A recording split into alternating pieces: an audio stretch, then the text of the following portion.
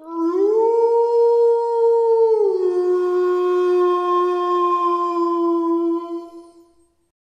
Friends, ఇంకొక కొత్త horror స్టోరీతో మీ ముందుకు వచ్చేసాను.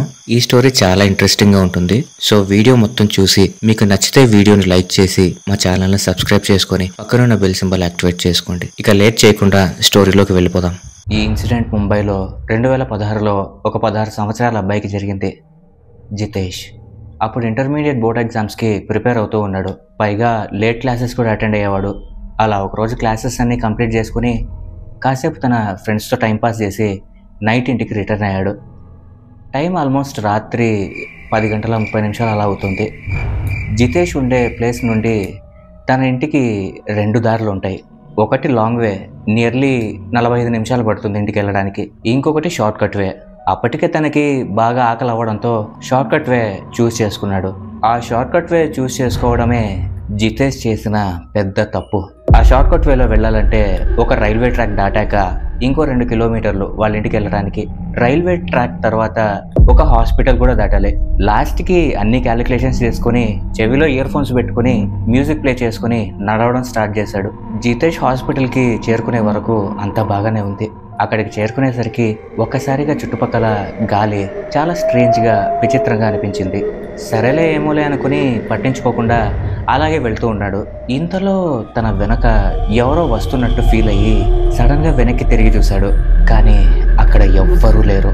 తన చెవిలో నుండి ఇయర్ ఫోన్స్ తీసేసి జేబులో వేసుకుని ఆగకుండా నడక సాగిస్తున్నాడు. తను నడుస్తూనే ఉన్నాడు, కానీ ఎవరో పిలుస్తున్నట్టుగా ఒక చెయ్యి అతని భుజం పైన పడింది. వెంటనే వెనక్కి తిరిగి చూస్తే అప్పుడు కూడా ఎవరూ లేరు. ఆ చల్లని గాలికి జితేష్ గుండె వేగంగా కొట్టుకుంటూ ఉంది. ఆ చెట్ల కొమ్మల నీడలు రోడ్డు పైన నాట్యాలు చేస్తున్నట్టుగా అటు ఇటు ఊగుతూ ఉన్నాయి. జితేష్ మాత్రం అలానే నెమ్మదిగా నడుస్తూ ఉన్నాడు.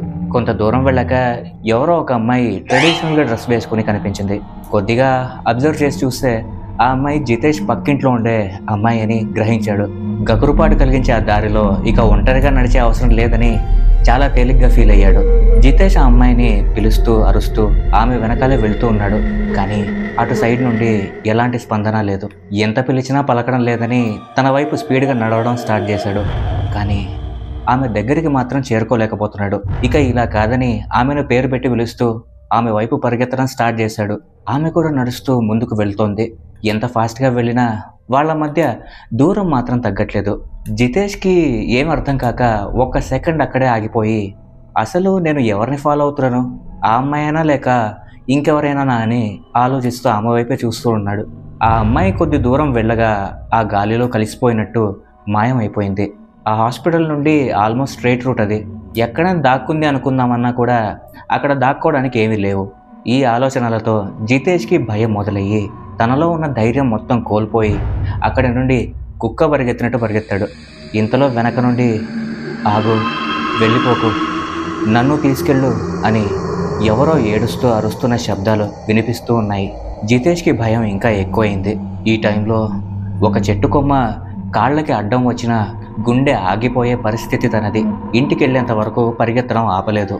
ఇక ఇంటికి వెళ్ళాక కూడా అవే ఆలోచనలు. పడుకుందామన్నా నిద్ర రావట్లేదు. ఏవేవో శబ్దాలు.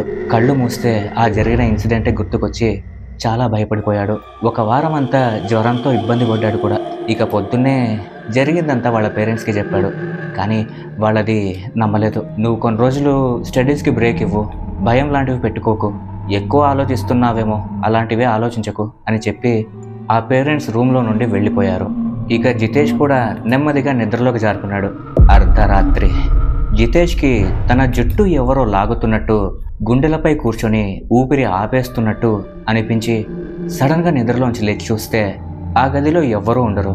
లేచి నీళ్లు తాగుదామని వెళ్ళి కొద్దిగా వాటర్ తాగేసి రిటర్న్ తన రూమ్లోకి వచ్చేటప్పుడు బెడ్ పక్కన ఏదో నిలబడినట్టు అనిపించి ఒకసారిగా ఉలిక్కిపడి కళ్ళు మూసి తెరిచేలోగా అక్కడేం కనిపించలేదు. ఇక జితేష్ భయంతో వాళ్ళ అన్నయ్య రూమ్కి వెళ్ళి నిద్రపోయాడు. జితేష్కి ఈ ఇంట్లో ఏవో విచిత్రాలు జరుగుతున్నాయని అర్థమైతే అయిపోయింది. ఒక్కడే చీకట్లో ఉండడానికి కూడా చాలా భయపడిపోతూ ఉన్నాడు. ప్రతిరోజు తను ఈ పారానార్మల్ యాక్టివిటీస్ ఫేస్ చేస్తూనే ఉన్నాడు. కానీ ఈసారి వాళ్ళ ఫ్యామిలీ మెంబర్స్కి చెప్పలేదు, ఎందుకంటే వాళ్ళు నమ్మరు కాబట్టి. కానీ ఒకరోజు జితేష్ వాళ్ళ రిలేటివ్స్ ఇంటికి వచ్చారు. జితేష్ తన రూమ్ని తన కజిన్తో షేర్ చేసుకున్నాడు. ఒకరోజు జితేష్ వాళ్ళ పేరెంట్స్ అందరూ ఏదో పని మీద బయటికి వెళ్ళారు. ఇంట్లో జితేష్ తన కజిన్స్తో హాల్లో కూర్చొని ఏదో మూవీ చూస్తూ ఉన్నాడు. మొత్తం 5 మంది. వాళ్ళలో శాలిని అనే అమ్మాయి జితేష్ రూమ్లో ఫ్రెష్ అవ్వడానికి వెళ్ళింది. కాసేపటికి గట్టిగా అరుస్తూ హాల్లోకి పరిగెత్తుకుంటూ వచ్చింది. జితేష్ వాళ్ళ కజిన్స్ ఏమైందని కంగారుగా అడగ్గా శాలిని తను స్నానం చేసి రూమ్లో తల తుడుచుకుంటూ అలా విండో వైపు చూడగా అక్కడ ఎవరో కూర్చొని తననే పిలుస్తున్నట్టు కనిపించింది అని ఏడుస్తూ భయంతో చెప్పింది. వెళ్ళి చూద్దాం పదండి అని అందరూ రూమ్లోకి వెళ్ళి చూడగా అక్కడ ఎవరూ కనిపించలేదు. అలా శాలిని ఏడుస్తూ ఉండగానే వాళ్ళ పేరెంట్స్ కూడా అప్పుడే ఇంటికి వచ్చారు. ఏమైంది అని అడగ్గా శాలిని భయపడుతూ ఏడుస్తూ జరిగిందంతా చెప్పింది. జితేష్ అప్పుడు ఇంట్లో వాళ్ళందరితో ఇలా అంటున్నాడు, మీకు ఇప్పుడు అర్థమైందా? మీకు నేను ఒక వారం నుండి ఇదే చెప్తున్నాను, కానీ ఎవరు నన్ను నమ్మడం లేదు అని చెప్పాడు. ఇక జితేష్ వాళ్ళ పేరెంట్స్ తనని తీసుకొని ఇలాంటి కేసెస్ని డీల్ చేసే ఒక ఆయన దగ్గరికి తీసుకెళ్లారు. ఆయన కొన్ని మంత్రాలు ఏవో చదివి ఒక తాయెత్తుని కట్టి ఇంకెప్పుడూ అటువైపు వెళ్ళొద్దని చెప్పాడు. అప్పటి నుండి జితేష్ ఎటువంటి పారానార్మల్ యాక్టివిటీస్ ఫేస్ చేయలేదు. ఒక 3 నెలల తర్వాత ఆ ఇంటిని కూడా ఖాళీ చేసి వెళ్ళిపోయారు. ఆ దయ్యం మిస్టరీ ఏంటో ఇప్పటికీ ఎవ్వరికీ తెలీదు. ఓకే ఫ్రెండ్స్, ఈ స్టోరీ కనుక మీకు నచ్చినట్లయితే ఖచ్చితంగా ఈ వీడియోని ఒక లైక్ చేసి మీ అభిప్రాయాలను కామెంట్ చేసి మీ స్నేహితులు మరియు బంధువులతో షేర్ చేసుకోండి. అలాగే మా ఛానల్ని సబ్స్క్రైబ్ చేసుకొని పక్కనున్న బెల్ సింబల్ని యాక్టివేట్ చేసుకోండి. Thanks for watching.